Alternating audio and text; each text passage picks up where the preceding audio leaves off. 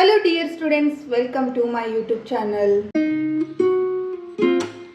ಇವತ್ತಿನ ಈ ವಿಡಿಯೋದಲ್ಲಿ ಪೇಜ್ ನಂಬರ್ 3ರಲ್ಲಿ ಬರುವಂತಹ ದೊಡ್ಡ ಸಂಖ್ಯೆಗಳ ಒಂದು ಅನುಭವವನ್ನು ಪಡೆಯುವುದು ಹೇಗೆ ಅಂತ ಕಲಿಯೋಣ.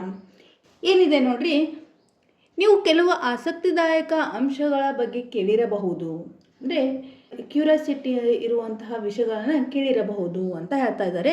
ಅದರಲ್ಲಿ ಒಂದನೇದನ್ನು ಏನಂತ ನೋಡ್ರಿ, ಪ್ರಪಂಚದಲ್ಲಿನ ಅತಿ ಎತ್ತರದ ಪ್ರತಿಮೆ ಏಕತಾ ಪ್ರತಿಮೆ ಗುಜರಾತ್ನಲ್ಲಿದ್ದು ಅದು ಸರ್ದಾರ್ ವಲ್ಲಭಾಯಿ ಪಟೇಲ್ ಅವರದ್ದಾಗಿದೆ. ಅದರ ಎತ್ತರ ಸುಮಾರು 180 ಮೀಟರ್ ಇದೆ. ಅಂದರೆ ಪ್ರಪಂಚದ ಅತಿ ಎತ್ತರದ ಪ್ರತಿಮೆ ಯಾವುದು? ಏಕತಾ ಪ್ರತಿಮೆ. ಈ ಏಕತಾ ಪ್ರತಿಮೆಯಲ್ಲಿ ಗುಜರಾತ್ನಾಗ ಐತಿ. ಅದು ಸರ್ದಾರ್ ವಲ್ಲಭಾಯಿ ಪಟೇಲ್ ಅವ್ರದ್ದಾಗೈತೆ. ಇವ್ರದ್ದು ಎತ್ತರ ಎಷ್ಟೈತೆ ಅಂದ್ರೆ 180 ಮೀಟರ್ ಐತಿ. ಇಲ್ಲಿ ಚಿತ್ರದಲ್ಲಿ ನೋಡ್ರಿ, ಇದು ಸರ್ದಾರ್ ವಲ್ಲಭಾಯಿ ಪಟೇಲ್ ಅವರ ಸ್ಟ್ಯಾಚು. ನೆಕ್ಸ್ಟ್ ಇಲ್ಲಿ ಎರಡನೇದೇನಿದೆ ಕೊಂಡು ನೋಡ್ರಿ, ಕರ್ನಾಟಕದಲ್ಲಿನ ಕುಂಚಿಕಲ್ ಜಲಪಾತದಿಂದ ನೀರು ಸುಮಾರು 450 ಮೀಟರ್ ಎತ್ತರದಿಂದ ಬೀಳುತ್ತದೆ. ಇದು ಕುಂಚಿಕಲ್ ಜಲಪಾತ. ಇದೆಲ್ಲೈತಿ? ಕರ್ನಾಟಕದಾಗ ಐತಿ. ಇದ್ರ ಎತ್ತರ ಎಷ್ಟೈತಿ ಅಂದ್ರೆ ಸುಮಾರು 450 ಮೀಟರ್ ಎತ್ತರ ಐತಿ ಅಂತ. ನೆಕ್ಸ್ಟ್, ಪ್ರತಿ ಸಂದರ್ಭದಲ್ಲೂ ಈ ಅಳತೆ ಎಷ್ಟು ದೊಡ್ಡದಾಗಿವೆ ಎಂಬುದನ್ನು ಗ್ರಹಿಸುವುದು ಸುಲಭವಲ್ಲ. ಆದರೆ ಅವುಗಳ ಗಾತ್ರದ ಬಗ್ಗೆ ನಮಗೆ ಚಿರಪರಿಚಿತವಾಗಿರುವ ಮತ್ತೊಂದರೊಂದಿಗೆ ಹೋಲಿಸುವುದರಿಂದ ಗ್ರಹಿಸಬಹುದು. ಒಂದು ಉದಾಹರಣೆಯನ್ನು ಗಮನಿಸೋಣ. ಅಂದರೆ ನಾವು ಪ್ರತಿ ಸಂದರ್ಭದಲ್ಲಿ ಇಷ್ಟಿಷ್ಟು ದೊಡ್ಡ ಅಳತೆಯನ್ನು ಹೇಳಿದಾಗ ನಮಗೆ ಅದನ್ನು ಗ್ರಹಿಸಿದ್ರೂ ಸಹ ಅದರ ಅನುಭವ ನಮಗೆ ಗೊತ್ತಾಗಲ್ಲ. ಯಾವಾಗ ಗೊತ್ತಾಗುತ್ತಂದ್ರೆ ನಾವು ಯಾವುದಾದ್ರೂ ಒಂದು ವಸ್ತುವನ್ನು ಹೋಲಿಸಿದಾಗ ಇದರ ಅಳತೆ ಇಷ್ಟು ದೊಡ್ಡದಾಗೈತ್ಯಾ ಅಂತ ನಮಗೆ ಗೊತ್ತಾಗ್ತಾ ಹೋಗುತ್ತೆ. ನೆಕ್ಸ್ಟ್ ಏನು ಕೊಟ್ಟಿದ್ದಾರೆ ನೋಡ್ರಿಲ್ಲೇ, ಬಲಭಾಗದಲ್ಲಿ ನೀಡಿರುವ ಚಿತ್ರವನ್ನು ವೀಕ್ಷಿಸಿ. ಸೋಮು 1 ಮೀಟರ್ ಎತ್ತರವಿದ್ದಾನೆ.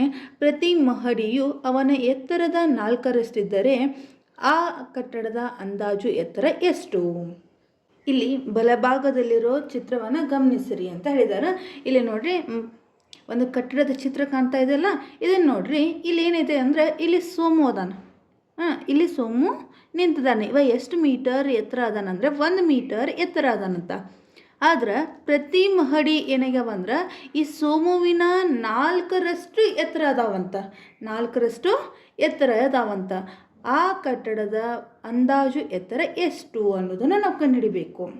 ಹೇಗೆ ಕಂಡುಹಿಡಿತೀರಾ? ಆ ಕಟ್ಟಡದ ಅಂದಾಜು ಎತ್ತರ ಎಷ್ಟು ಅಂತ ಕೇಳಿದ್ದಾರೆ. ಆ ಕಟ್ಟಡದ ಅಂದಾಜು ಎತ್ತರ ಅಂದರೆ ನಾವು ಏನು ಕ್ಯಾಲ್ಕುಲೇಟ್ ಮಾಡಬೇಕು? ಗ್ರೌಂಡ್ ಫ್ಲೋರಿಂದ ಹುಡ್ಕೊಂಡು ಅಪ್ ಟು ಲಾಸ್ಟ್ ಎಂಡ್ ಫ್ಲೋರ್ವರೆಗೂ ಕ್ಯಾಲ್ಕುಲೇಟ್ ಮಾಡಬೇಕು. ಅವಾಗ ಏನಾಗುತ್ತೆ ನೋಡ್ರಿ, 1 2 3 4 5 6 7 8 9 10 11. ಹಾಗಾದ್ರೆ ಒಟ್ಟ ಎಷ್ಟು ಮಹಡಿಗಳಾದವು? ಇಲ್ಲೇ 11 ಮಹಡಿಗಳಾದವು. ಅಂದರೆ 11 ಮಹಡಿಗಳು. ಪ್ರತಿ ಮಹಡಿ ಎಷ್ಟದಾವು? ಸೋಮುವಿನ ಎತ್ತರದ 4ರಷ್ಟು ಐತಿ. ಅಂದರೆ ಏನು ಮಾಡಬೇಕು? ಅದಕ್ಕೆ 4ಅನ್ನು ಗುಣಿಸ್ಬೇಕು. ಎಷ್ಟಾಯಿತು? 11 4 44 ಮೀಟರ್. ಹಾಗಾದರೆ ಒಟ್ಟು ಕಟ್ಟಡದ ಅಳತೆ ಎಷ್ಟಾಯಿತು? 44 ಮೀಟರ್. ಅಂದರೆ ಮೊನ್ನೆ ಆನ್ಸರ್ ಏನಾಯ್ತು? ಕಟ್ಟಡದ ಅಂದಾಜು ಎತ್ತರ ಎಷ್ಟಾಯಿತು? 44 ಮೀಟರ್ ಆಯಿತು. ನೆಕ್ಸ್ಟ್ ಕೆಳಗೆ ಒಂದಿಷ್ಟು ಪ್ರಶ್ನೆಯನ್ನು ಕೊಟ್ಟಿದ್ದಾರೆ, ಅದನ್ನು ತುಂಬೋಣ. ಇವಾಗ ಏನು ಕೊಟ್ಟಿದ್ದಾರೆ ನೋಡ್ರಿ. ಮೊದಲೇ ಪ್ರಶ್ನೆ, ಯಾವುದು ಎತ್ತರ? ಏಕತಾ ಪ್ರತಿಮೆ ಅಥವಾ ಈ ಕಟ್ಟಡ ಎಷ್ಟು ಹೆಚ್ಚು ಎತ್ತರವಿದೆ? ಅದನ್ನು ಮೀಟರ್ಗಳಲ್ಲಿ ನಾವು ತಿಳಿಸ್ಬೇಕು. ಅಂದರೆ ಈ ಏಕತಾ ಪ್ರತಿಮೆ ಅಥವಾ ಈ ಕಟ್ಟಡ ಇವು ಎರಡರಾಗ ಯಾವುದು ಎತ್ತರ ಐತಿ, ಎಷ್ಟು ಎತ್ತರ ಐತಿ ಅನ್ನೋದನ್ನು ನಾವು ಕಂಡುಹಿಡಿಬೇಕು. ಇವಾಗ ಏಕತಾ ಪ್ರತಿಮೆಯ ಎತ್ತರ ಎಷ್ಟೈತಿ? 180 ಮೀಟರ್ ಐತಿ. ಹೌದಾ? ಈ 180 ಮೀಟ್ರಕ್ಕೆ ನೆಕ್ಸ್ಟ್ ಕಟ್ಟಡದ ಎತ್ತರ ಎಷ್ಟೈತಿ? 44 ಮೀಟರ್ ಐತಿ. ಈ 44 ಮೀಟರ್ನ ಏನು ಮಾಡಬೇಕು? ಕಳಿಬೇಕು. 180ರೊಳಗೆ 44 ಕಳೆದ್ರೆ ಎಷ್ಟು? 136 ಮೀಟರ್. ಅಂದರೆ ಎಷ್ಟು ಎತ್ತರ ಐತಿ? 136 ಮೀಟರಷ್ಟು ಎತ್ತರ ಐತಿ.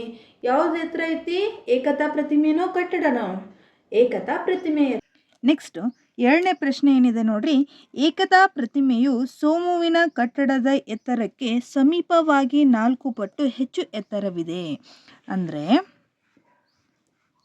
ಸೋಮುವಿನ ಕಟ್ಟಡದ ಎತ್ತರ ಎಷ್ಟೈತಿ? 44 ಮೀಟರ್ ಐತಿ. ಅದಕ್ಕೆ ಸಮೀಪವಾಗಿ 4 ಪಟ್ಟು ಹೆಚ್ಚು ಎತ್ತರ ಅಂದರೆ ಏನು ಮಾಡಬೇಕು? ಅದಕ್ಕೆ 4ಅನ್ನು ಗುಣಿಸ್ಬೇಕು. ಅವಾಗ ಎಷ್ಟಾಗುತ್ತಾ?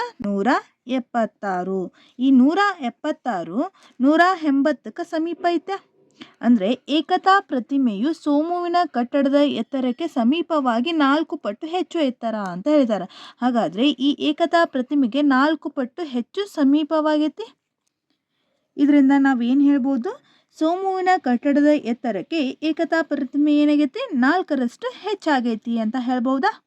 ಅಂದರೆ ಉತ್ತರ ಏನಾಗುತ್ತದೆ? 4 ಪಟ್ಟು ಹೆಚ್ಚು ಎತ್ತರವಿದೆ. ನೆಕ್ಸ್ಟ್ ಥರ್ಡ್ ಕ್ವಶನ್ ಏನಿದೆ ನೋಡ್ರಿ.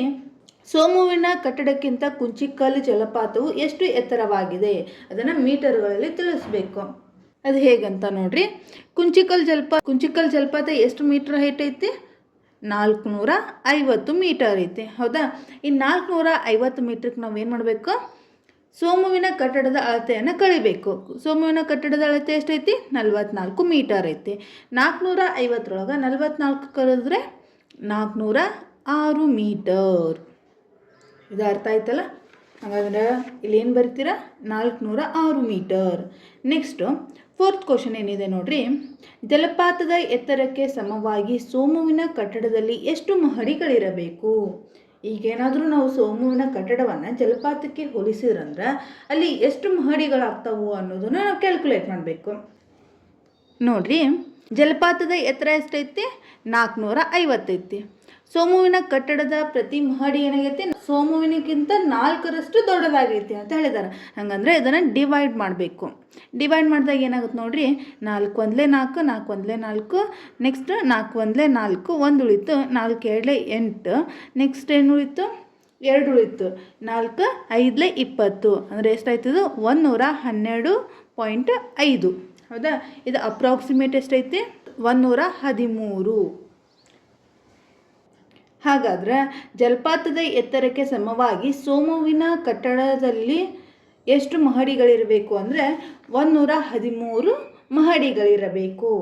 ಇಲ್ಲಿವರೆಗೂ ಅರ್ಥ ಆಗಿದೆ ಅಂತ ಅನ್ಕೋತೀನಿ. ನಿಮಗೇನಾದರೂ ಇದರಲ್ಲಿ ಡೌಟ್ಸ್ ಇದ್ದರೆ ಪ್ಲೀಸ್ ಕಮೆಂಟ್ ಬಾಕ್ಸ್ನಲ್ಲಿ ಕಮೆಂಟ್ ಮಾಡಿ. ಹಾಗೆ ನಮ್ಮ ಚಾನಲನ್ನು ಸಬ್ಸ್ಕ್ರೈಬ್ ಮಾಡಿ. 4ನೇ ಪುಟದಲ್ಲಿ ಏನಿದೆ ನೋಡ್ರಿ. 1 ಲಕ್ಷ ಅಷ್ಟು ದೊಡ್ಡ ಸಂಖ್ಯೆಯೇ? ಈಶ್ವರಪ್ಪ ರೋಕ್ಸಿ ಇಷ್ಟು ಅವರನ್ನು ಕೇಳಿದರು. ಈಶ್ವರಪ್ಪ ಏನು ಮಾಡ್ತಾರಂದ್ರೆ ರೋಕ್ಸಿ ಮತ್ತು ಇಷ್ಟು ಅವರನ್ನು ಕೇಳ್ತಾರೆ, 1 ಲಕ್ಷ ಅಂದ್ರೆ ದೊಡ್ಡದೇ ಅಥವಾ ಚಿಕ್ಕದೇ ಅಂತ.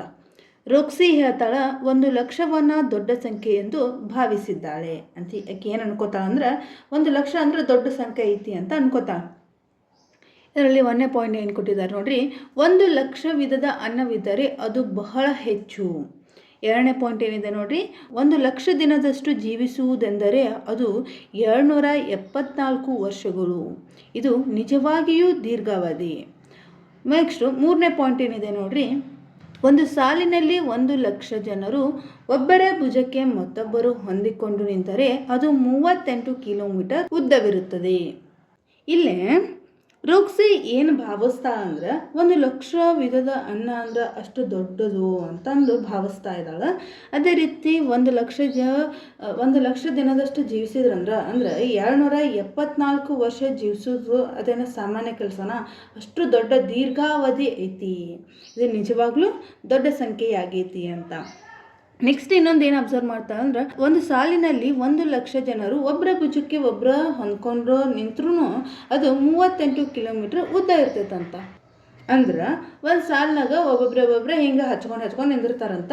ಎಷ್ಟು? 1 ಲಕ್ಷ ಜನ ಒಬ್ಬರ ಭುಜಕ್ಕೆ ಒಬ್ಬರು ಹತ್ಕೊಂಡು ನಿಂತ್ರೂ ಅದು 38 ಕಿಲೋಮೀಟ್ರ್ ಉದ್ದ ಆಗುತ್ತಂತ. 38 ಕಿಲೋಮೀಟ್ರ್ ಅನ್ನೋದು ಸಾಮಾನ್ಯನಾ? ಅಷ್ಟು ಉದ್ದ ಆಗುತ್ತ ಅಂತಂದು 1 ಲಕ್ಷ ಅನ್ನೋದನ್ನ ಅಷ್ಟು ದೊಡ್ಡ ಸಂಖ್ಯೆ ಐತಿ ಅಂತ ಭಾವಿಸ್ತಾಳೆ. ಅದೇ ಇಷ್ಟು ಏನಂತ ಆಲೋಚಿಸ್ತಾನ ಅನ್ನೋದನ್ನು ನೋಡ್ರಿ. ಆದರೆ ಇಷ್ಟು ಆ ಸಂಖ್ಯೆ ಅಷ್ಟು ದೊಡ್ಡದಲ್ಲ ಎಂದು ಆಲೋಚಿಸುತ್ತಾನ. ಇವ್ರ ತಮ್ಮ ಏನು ಮಾಡ್ತಾನೆ? ಇಷ್ಟು ಅನ್ನವ ಅಷ್ಟು ದೊಡ್ಡದ ಸಂಖ್ಯೆ ಅಲ್ಲ ಅದು ಅಂತ ಆಲೋಚಿಸ್ತಾನಂತ. ಅವ ಏನೇನು ಉದಾಹರಣೆ ಕೊಡ್ತಾನೆ ನೋಡ್ರಿ. 1ನೇ ಪಾಯಿಂಟ್ ಏನಂದರೆ ಅಹಮದಾಬಾದ್ನಲ್ಲಿರುವ ಕ್ರಿಕೆಟ್ ಸ್ಟೇಡಿಯಂ 1 ಲಕ್ಷಕ್ಕೂ ಹೆಚ್ಚಿನ ಆಸನ ವ್ಯವಸ್ಥೆಯನ್ನು ಹೊಂದಿದೆ ಎಂಬುದು ನಿಮಗೆ ತಿಳಿದಿದೆ. ಅಷ್ಟು ಚಿಕ್ಕ ಸ್ಥಳದಲ್ಲಿ 1 ಲಕ್ಷ ಜನರು ಅಂದ್ರೆ ಆತ ಏನು ಯೋಚನೆ ಮಾಡ್ತಾನಂದ್ರೆ ಅಹಮದಾಬಾದ್ನಲ್ಲಿರುವ ಕ್ರಿಕೆಟ್ ಸ್ಟೇಡಿಯಂ ಐತಲ್ಲ, ಅಲ್ಲಿ 1 ಲಕ್ಷಕ್ಕೂ ಹೆಚ್ಚಿನ ಜನ ಕ್ರಿಕೆಟ್ ನೋಡೋಕೆ ಕೂಡ್ತಾರಂತ. ಅಲ್ಲಿ ಆಸನದ ವ್ಯವಸ್ಥೆ ಇರ್ತೈತೆ. 1 ಲಕ್ಷಕ್ಕೂ ಹೆಚ್ಚಿನದ ಆಸನದ ವ್ಯವಸ್ಥೆಗಳಿರ್ತಾವೆ. ಹಾಗಂದ್ರೆ ಆ ಚಿಕ್ಕ ಜಾಗದಲ್ಲಿನ 1,00,000 ಜನ ಕೂಡ್ತಾರಂದ್ರೆ 1,00,000 ಜನ ಅನ್ನೋದೇನ ಅಷ್ಟೇನು ದೊಡ್ಡದಲ್ಲ ಅಂತ ಹೇಳ್ತಾನೆ. ನೆಕ್ಸ್ಟ್ 2ನೇ ಪಾಯಿಂಟ್ ಏನು ಹೇಳ್ತಾನೆ ನೋಡ್ರಿ. ಬಹಳಷ್ಟು ಮಾನವರ ತಲೆಗಳಲ್ಲಿ 80,000ದಿಂದ 1,20,000 ಕೂದಲುಗಳು ಇರುತ್ತವೆ. ಅಷ್ಟು ಚಿಕ್ಕ ಜಾಗದಲ್ಲಿ 1,00,000 ಕೂದಲು ಊಹಿಸಿ. ಈಗ ನಮ್ಮೆಲ್ಲರೂ ತಲೆಯೊಳಗೂ ಕೂದಲದವ ಎಷ್ಟಿರ್ತಾವೆ? ಅಪ್ರಾಕ್ಸಿಮೇಟ್ 80,000ದಿಂದ 1,00,000 ಕೂದಲು ಇದಾವೆ. ಹೌದಾ? ಅಂದರೆ ನಮ್ಮ ತಲೆ ಎಷ್ಟೈತಿ? ಭಾಳ ದೊಡ್ಡದೈತಾ? ಇಲ್ಲ, ಇಷ್ಟೈತೆ. ಇಷ್ಟು ಚಿಕ್ಕ ಜಾಗದಲ್ಲಿನ ಏನಾಗ್ಯಾವು? 1,00,000 ಕೂದಲುಗಳು ಅದಾವು. ಹಂಗಂದ್ರೆ 1,00,000 ಅನ್ನೋದು ದೊಡ್ಡ ಸಂಖ್ಯೆನ ಇಲ್ಲ ಅಂತ ಹೇಳತ್ತಾನವ. ನೆಕ್ಸ್ಟ್ 3ನೇ ಪಾಯಿಂಟ್ ಏನು ಅಬ್ಸರ್ವ್ ಮಾಡಿದ ನೋಡ್ರಿ. ಮೀನುಗಳಲ್ಲಿ ಕೆಲವು ತಳಿಯ ಮೀನುಗಳಿದ್ದು ಅವುಗಳಲ್ಲಿ ಒಂದು ಹೆಣ್ಣು ಮೀನು ಒಮ್ಮೆಲೆ ಬಹುತೇಕ 1,00,000 ಮೊಟ್ಟೆಗಳನ್ನು ಆರಾಮವಾಗಿ ಇಡುತ್ತದೆ ಎಂಬುದನ್ನು ಕೇಳಿದ್ದೇನೆ. ಇನ್ನೂ ಕೆಲವು ಒಮ್ಮೆಲೆ 10,00,000 ಮೊಟ್ಟೆಗಳನ್ನು ಇಡ್ತೈತಿ ಅಂತ ಕೇಳೋಣಂತವ. ಅಂದ್ರೆ ಮೀನುಗಳಲ್ಲಿ ಹಲವಾರು ತಳಿಗಳಿರ್ತಾವೆ.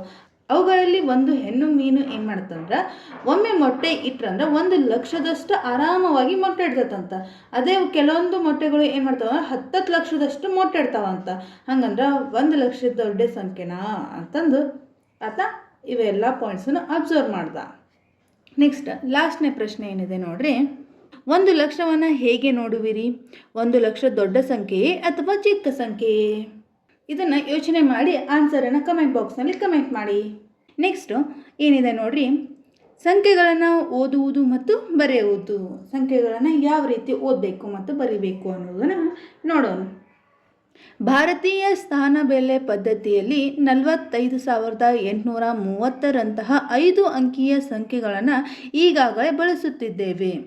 ಸಂಖ್ಯೆಗಳು ದೊಡ್ಡದಾಗಿದ್ದಲ್ಲಿ ಅಲ್ಪ ವಿರಾಮ ಅಂದರೆ ಕಾಮಾವನ್ನು ಬಳಸುವುದರಿಂದ ಅವುಗಳನ್ನು ಸುಲಭವಾಗಿ ಓದಲು ಸಹಾಯಕವಾಗುತ್ತದೆ. ನೀವು ಈಗಷ್ಟೇ ಗಮನಿಸಿರುವಂತೆ ಅಲ್ಪ ವಿರಾಮವನ್ನು 10,000 ಹಾಗೂ 1,00,000ವನ್ನು ಪ್ರತಿನಿಧಿಸುವ ಸ್ಥಾನದ ಮಧ್ಯದಲ್ಲಿ ಬಳಸುತ್ತೇವೆ. ಹೀಗೆ ಬಳಸ್ತೀವಲ್ವಾ?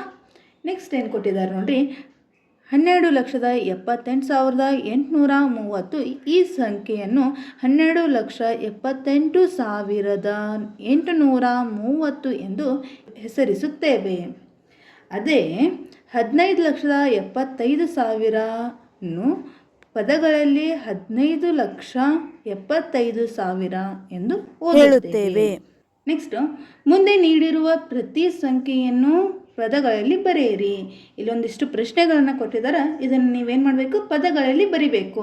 ಮೊದಲದ್ದೇನಿದೆ ನೋಡ್ರಿ. 3,600,000 ಅಂತ ಇದೆ. ಇದನ್ನು ಪದಗಳಲ್ಲಿ ಹೇಗೆ ಬರೀತೀರಾ? 3,00,000 ನೆಕ್ಸ್ಟ್ ಎರಡನೇದೇನಿದೆ ನೋಡ್ರಿ. 5,04,085 ಇದನ್ನು ಹೇಗೆ ಬರೀತೀರಾ ಪದಗಳಲ್ಲಿ? 5,04,085. ನೆಕ್ಸ್ಟ್ ಕ್ವಶನ್ ಏನಿದೆ ನೋಡ್ರಿ. 27,30,000 ಇದನ್ನು ಪದಗಳಲ್ಲಿ ಹೇಗೆ ವ್ಯಕ್ತಪಡಿಸ್ತೀರಾ? ಹೇಗೆ ಬರೀತೀರಾ? 27,30,000. ನೆಕ್ಸ್ಟ್ 4ನೇ ಕ್ವಶನ್ ಏನಿದೆ ನೋಡ್ರಿ.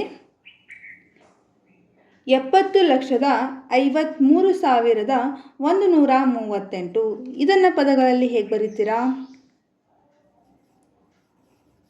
70,53,138